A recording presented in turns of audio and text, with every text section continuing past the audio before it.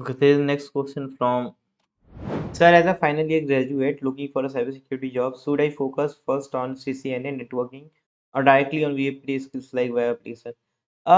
See, right now you have less time, right?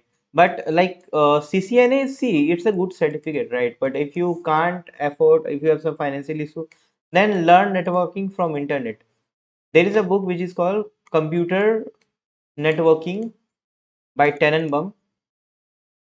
Okay, you can read it this book, right? That is going to just clear all the concepts which are related to networking, and that is a very recommended book. Even I completed this book, right? So that is going to help you a lot, right?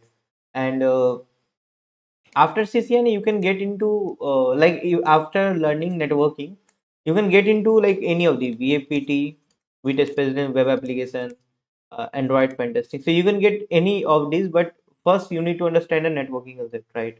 After completion of networking, getting into this domain will be very easy, right? But without understanding networking concept, if you want to get any of these, like that will be going to be very tough for you, right?